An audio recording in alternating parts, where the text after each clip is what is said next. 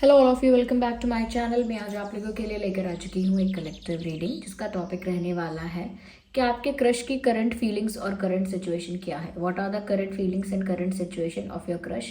ये रीडिंग सभी zodiac signs के लिए है, हर उम्र के व्यक्ति के लिए है और मेल फीमेल दोनों के लिए है। ओके और ओपन माइंडेड होकर सुनिएगा क्योंकि ये एक जनरल रीडिंग है, कोई स्पेसिफिक रीडिंग, पर्सनल रीडिंग नहीं है। ओके व्यूअर्स, साथ ही साथ यहाँ पर मैं आपको ये भी बताना चाहूँगी कि ये रीडिंग किसी ऐसे क्रश के ऊपर एप्लीकेबल है जिस क्रश को आपकी एग्जिस्टेंस के बारे में पता है। ओके ये रीडिंग किसी ऐसे क्रश पर अप्लाई नहीं हो सकती या किसी ऐसे क्रश के लिए एप्लीकेबल नहीं हो सकती जिसको आपकी एग्जिस्टेंस के बारे में ही नहीं पता, जो आपका नाम तक नहीं जानते या जो ये भी नहीं जानते कि आप एग्जिस्ट करते हैं। सेलिब्रिटी क्रशेस के ऊपर अप्लाई नहीं होती है ये रीडिंग। ओके तो ये इस बात का ध्यान रखिएगा। चलिए स्टार्ट करते हैं विदाउट वेस्टिंग टाइम कि उनकी एनर्जी क्या है और उनकी सिचुएशन क्या है करेंटली।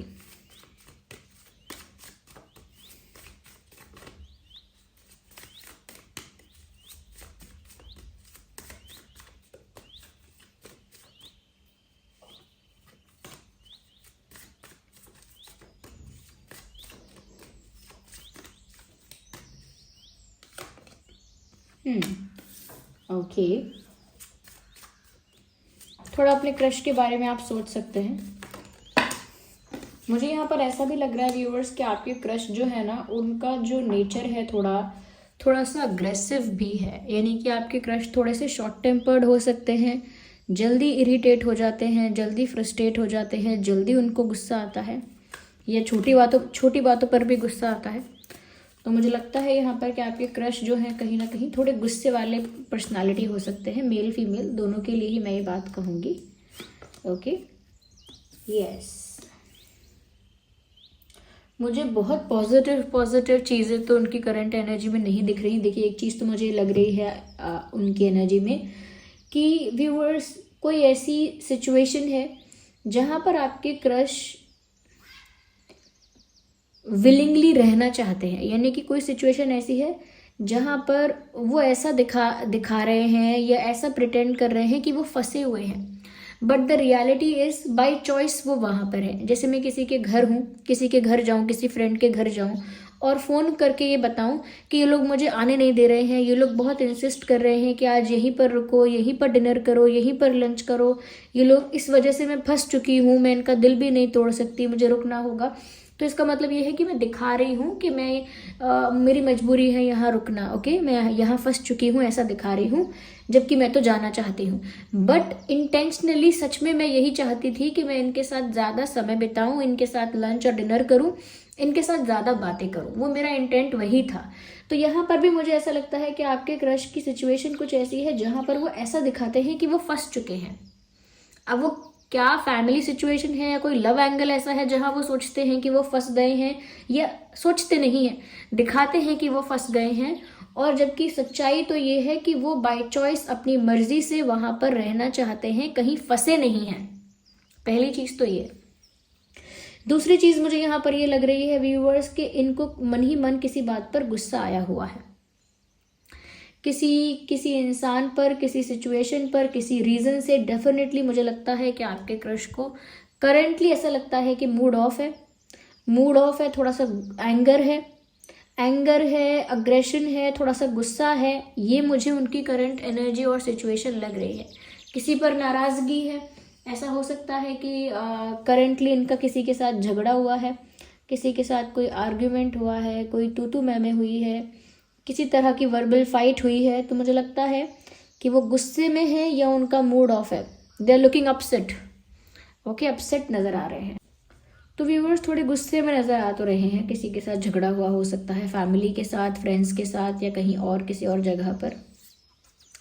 ओके इनकी लाइफ में अगर कोई पार्टनर है या इनका कोई एक ऐसा रिलेशनशिप है जो बार बार ऑन और ऑफ होता रहता है, यानी किसी ऐसे इंसान के साथ अगर इनका रिश्ता है जो बार बार फ्लक्चुएट होता है कि अभी चल रहा है, फिर ऑफ हो गया, फिर बात होने लगी, फिर नहीं होती है, तो यानी कि मुझे लगता है ऐसी किसी सिचुएशन पर भी इनका मूड ऑफ हो सकता है या फिर कोई फैमिली सिचुएशन भी हो सकती है। मुझे यहाँ पर ऐसा लगता है कि आपके क्रश जो है ना, वो गुस्सा इसीलिए है क्योंकि ना वो जो करना चाहते हैं, जो उनका उनकी सोच है कहीं ना कहीं वो अप्लाई नहीं कर पा रहे हैं। उनकी जो प्लानिंग है, उनका जो विजन है, जैसा वो एक्सपेक्ट करते हैं, जैसी उनकी इच्छा है, वैसा वैसा हो नहीं रहा है। व्यूअर्स, मुझे यहाँ पर ऐसा लगता है कि आपके पर्सन की कोई इच्छा है जो पूरी नहीं हो रही है। इस वजह से भी कहीं ना कहीं ऐसा लगता है कि जल्दबाजी में है किसी चीज़ की। ओके, मुझे लगता है इन्होंने कुछ प्लान किया है, कुछ इनका विजन है जो इनके अकॉर्डिंग हो नहीं पा रहा है। तो मुझे लगता है कि बहुत कुछ करने की इनको जल्दी है। एक इम्पेशेंट इंसान मुझे यहाँ नज़र आ रहा है कि वो बहुत ज़्यादा इम्पेशेंट हो रहे हैं और जल्दीबाजी में बहुत कुछ कर सकते हैं। अपनी लाइफ में इस समय कोई डिसीजन ले सकते हैं वो जल्दी में, रश में। और वो जल्दी किस वजह से है या इतना इम्पेशेंस होना क्यों है? क्योंकि व्यूअर्स, जो उन्होंने सोचा था चीज़ें वैसी नहीं हो रही हैं। जैसा उन्होंने प्लान किया है, एक्सपेक्ट किया है, इच्छा है उनकी, वैसा वैसा नहीं हो रहा है। That is why I think this person will do something quickly. कुछ जल्दी से कुछ, मुझे लगता है कोई एक्शन डिसीजन लेने वाले हैं। मुझे लगता है कोई पर्सन यहाँ पर है इनकी लाइफ में जो जिसके साथ इनका एक टॉक्सिक टाइप का रिलेशनशिप है, या ऐसा रिलेशनशिप है जो ऑन और ऑफ होता रहता है, बार बार breakup, patchup, on off situation चलती रहती है। और ये ऐसा दिखाते हैं कि मैं तो यहाँ से फ्री होना चाहता हूँ, लेकिन मैं फंसा हुआ हूँ, क्या करूँ, मेरा ये रिलेशनशिप इस टाइप का है, या मेरा ये सिचुएशन ही ऐसा बन गया है। But the scene is this कि ये जानबूझ के वहाँ रहना चाहते हैं, बिकॉज इनकी भी इच्छा है। इनका भी पूरी तरह से अभी वहाँ से डिटैचमेंट शायद नहीं हुआ है। बहुत सारी चीज़ें ये एक्सपेक्ट तो अब भी करते हैं, लेकिन पूरी नहीं होती हैं तो इनको गुस्सा भी आता है। मुझे लगता है किसी के साथ इनका झगड़ा भी हो रहा है। उसके साथ साथ मुझे ये भी लग रहा है क्योंकि इनका प्लान किया हुआ सक्सेसफुल नहीं हो रहा है, ये जल्दी में कुछ करेंगे, ये मुझे चीज़ें नज़र आ रही हैं। मुझे ये भी लग रहा है व्यूअर्स कि ये जो इंसान है थोड़े डोमिनेटिंग नेचर के हैं, यानी कि अपने विचारों को, अपने डिसीजंस को दूसरों पे थोपते हैं। ये एक डोमिनेशन की इनकी आदत है। ये बहुत कंट्रोलिंग है, हमेशा दोस्तों को भी कंट्रोल करने की कोशिश करना, फैमिली को भी कंट्रोल करने की, कंट्रोल एज इन अपनी बात को उन पर थोपना कि मेरी बात सही है, इसे मानो, इसे सुनो। तो ये मुझे नज़र आ रहा है। व्यूअर्स, अगर मैं आपके कॉन्टेक्स्ट में देखना चाहूँ यहाँ पर कि आपको लेकर उनका क्या विचार है, मुझे ऐसा लगता है व्यूअर्स कि कहीं ना कहीं आपके पर्सन आपको पहली चीज़ तो ये कि एक पीसफुल, इनोसेंट या क्वाइट टाइप का इंसान मानते हैं। उनके पर्सपेक्टिव में आप एक ऐसे इंसान हो जो थोड़े से भोले भाले हो, सिंपल हो और क्वाइट हो, साइलेंट ज़्यादा रहते हो, चुप रहते हो और इनोसेंट से दिखते हो। लेकिन आप चुप रहते हो, इसीलिए वो ज़्यादा, उनको ऐसा लगता है कि वो ज़्यादा आपको जान नहीं पाए हैं या जान नहीं पाई हैं। या दे थिंक कि आपके अंदर क्यूटनेस भी है। दे थिंक, उनको लगता है कि आप क्यूट हो, थोड़े से साइलेंट ज़्यादा रहते हो, यानी कि उनको लगता होगा कि इंट्रोवर्ट हो। साथ ही साथ उनको व्यूअर्स ऐसा भी लगता है कि काफ़ी काम, पीसफुल लगते हो। काम तो नहीं, लेकिन चुपचाप लगते हो, तो ऐसा लगता है कि पीसफुल हो। और दूसरी चीज़, उनको लगता है कि आप काफ़ी भोले भाले से और इनोसेंट से हो, सिंपल इनोसेंट। उन्होंने एक ऐसी इमेज क्रिएट कर रखी है आपकी। शायद आप ऐसे नहीं हैं, शायद आप इसके बिल्कुल विपरीत है, अपोजिट है, लेकिन फिर भी उन्होंने आपकी इस टाइप की इमेज क्रिएट कर रखी है। ओके, और देखते हैं कि आपके क्रश की करंट फीलिंग्स क्या हैं, और स्पेशली हम देखेंगे कि आपको लेकर क्या फीलिंग्स हैं। इनकी सिचुएशन तो देखिए, हमने देख ली। इवन देखिए, अभी जो एक कार्ड अनफोल्ड हो रहा था, ये भी कहता है क्लिंगिंग टू द पास्ट। मैंने यही कहा कि इनका कोई ऐसा रिलेशनशिप है जो बार बार टूटता जुड़ता रहता है और ये उस सिचुएशन से खुद ही बाहर नहीं आते।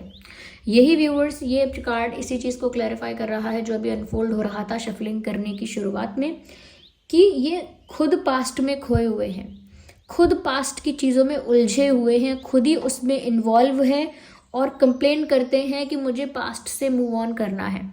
इच्छा जताते हैं कि मुझे अब फ्री होना है, मुझे एक नई जर्नी स्टार्ट करनी है, नई लाइफ चाहिए, या मैं मूव ऑन करना चाहता हूँ। I just want to get rid of this, मुझे छुटकारा पाना है इस चीज़ से अब।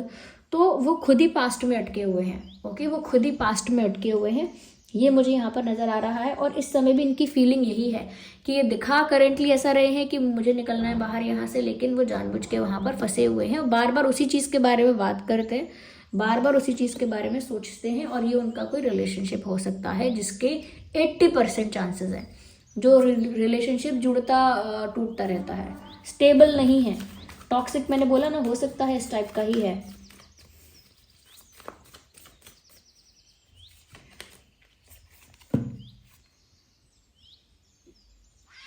मुझे लगता है सोशल मीडिया के थ्रू आप दोनों कनेक्ट हुए हैं, या फिर कॉमन फ्रेंड्स का कोई ग्रुप हो सकता है जहाँ पर आपके और उनके कॉमन फ्रेंड्स हैं, या फिर सोशल मीडिया के थ्रू आप लोग टच में आए हैं। क्योंकि मुझे कॉमन फ्रेंड्स का या सोशल मीडिया का ज़्यादा मीडियम लग रहा है, ज़्यादा जरिया लग रहा है आप लोगों के मिलने में, या आप लोगों के कांटेक्ट में, या एक दूसरे को जानने में। मुझे लगता है कि सोशल मीडिया ने बड़ा रोल प्ले किया है, और साथ ही साथ कॉमन फ्रेंड्स भी हो सकते हैं जिनकी वजह से कहीं ना कहीं इनका आपके साथ इंटरेक्शन हुआ है, या फिर ये आपका नाम जानते हैं, आपको जानते हैं जिसकी वजह से। आई थिंक अभी भी आगे के लिए भी ऐसा लगता है कि ये सोशल मीडिया पर आपके साथ कनेक्टेड रहेंगे। हो सकता है आगे कम्युनिकेट करें ज़्यादा आपसे सोशल मीडिया पर मुझे लगता है सोशल मीडिया पर ही आपका एक अच्छा कनेक्शन डेवलप होगा, इसकी पॉसिबिलिटी है।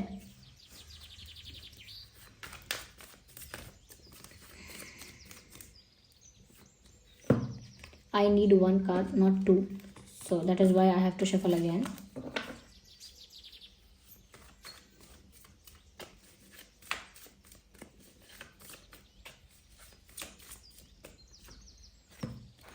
येन और यांग। मुझे कहीं ना कहीं व्यूअर्स ऐसा लगता है कि आप दोनों का मिलना ना बहुत ज़्यादा डेस्टाइंड है, और बहुत ज़्यादा हाई चांसेस हैं कि आप दोनों एक ट्विन फ्लेम कनेक्शन में हैं। यस, एक डिवाइन फेमिनाइन, एक डिवाइन मैस्कुलाइन। और हो सकता है इस वजह से आपके लाइफ में आने से पहले इनकी लाइफ में कोई ऐसा सिचुएशन या कोई ऐसा रिलेशन चल रहा है जो टॉक्सिक भी है, कहीं ना कहीं इनके लिए भी अच्छा नहीं है, और एक नेगेटिव फेज है इनकी लाइफ का। फिर आपकी एंट्री भी इनकी लाइफ में पैरेलल हो सकती है, चांसेस हैं। तो बहुत हाई चांसेस हैं कि आपका इनके साथ एक ट्विन फ्लेम कनेक्शन हो सकता है। यस, एक पास्ट लाइफ कनेक्शन होने के चांसेस यहाँ पर हैं। मुझे ऐसा लगता है व्यूवर्स कहीं ना कहीं ये बर्डन फील कर रहे हैं। जो भी रिलेशन है, जो भी कनेक्शन है, वो जो ऑलरेडी एग्जिस्ट करता है, या जो भी एक ट्रायंगल सा बन चुका है, मुझे ऐसा लगता है, क्योंकि आप इनको पसंद करते हो, लेकिन ये किसी और इनका किसी के साथ कनेक्शन है जहाँ ये इस तरह से फंसे हैं, जहाँ ये खुद भी फंसे रहना चाहते हैं, खुद भी वहाँ से डिटैच नहीं होते हैं, और वहाँ उनको प्रॉब्लम भी फेस करनी पड़ती है, उनको बर्डन भी बेयर करना पड़ता है।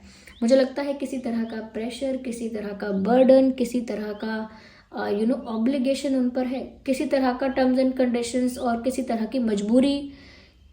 की मजबूरी या कॉम्प्रोमाइज़ ज़रूर उस सिचुएशन में है, थर्ड पार्टी सिचुएशन में है, जहाँ पर आपके पर्सन स्टक हैं, सो कॉल्ड स्टक। ओके, क्योंकि वो चाहे तो उस सिचुएशन से जिस दिन चाहे उस दिन बाहर आ सकते हैं, बट कहीं ना कहीं वो भी इस सिचुएशन में घूमते रहते हैं। दैट इज़ वाई उनके ऊपर एक बर्डन है, और जब तक वो इस बर्डन से फ्री नहीं हो जाते, वो ओपनली, फ्रीली, हैप्पीली, कॉन्फिडेंटली एक दूसरे कनेक्शन को अप्रोच नहीं कर सकते, या एक दूसरे पर्सन को अप्रोच नहीं कर सकते। तो मुझे लगता है कि जिस भी पर्सन के साथ ये हैं, जिस भी पर्सन के साथ इनका टॉक्सिक या जो भी कनेक्शन अभी तक कंटिन्यू है, उसमें इन्हीं को सफ़र करना पड़ रहा है, मेंटली भी, इमोशनली भी। ओके, तो ये इनकी मुझे सिचुएशन लग रही है। अगर हम अल्फ़ाबेट्स की बात करें कि आपके क्रश के नाम में क्या अल्फ़ाबेट्स हो सकते हैं, वेल, एच हो सकता है, एन हो सकता है, एच एन, ई हो सकता है, ई फॉर एलिफेंट, एस हो सकता है, S P, G, K, A N, S H, Y A,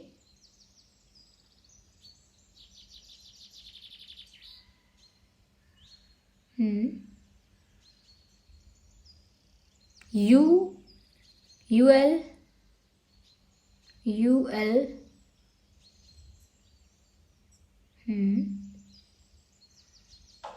double A, ये कुछ अल्फ़ाबेट्स हो सकते हैं। Even C, H, R E, ये कुछ अल्फ़ाबेट्स हो सकते हैं जो आपके नाम में तो हो सकते हैं, चांसेस हैं, बट स्पेशली आपके क्रश के नाम में ये अल्फ़ाबेट्स हो सकते हैं। ओके, यस, अब जो भी थोड़ी बहुत इमेज आपके क्रश ने आपके बारे में क्रिएट की है, बनाई है, आप बताइए कमेंट्स में कि वो एक्चुअल में आप ऐसे हैं या नहीं हैं। Okay, so this was the reading, I hope it was helpful. आप कमेंट करके बताइए। ओके, और चलिए फिर मिलते हैं अगली रीडिंग में। तब तक के लिए bye bye family, love you all, take care. आप रीडिंग को क्लेम कर सकते हैं एंजल नंबर टाइप करके, जो भी एंजल नंबर आपको दिख रहा है, और जिस भी फॉर्म ऑफ गॉड पर आपका विश्वास है आप उनको कमेंट्स में थैंक यू लिखें, ग्रैटिट्यूड शो करें। चलिए मिलते हैं अगली रीडिंग में, तब तक के लिए bye bye family, love you all, take care.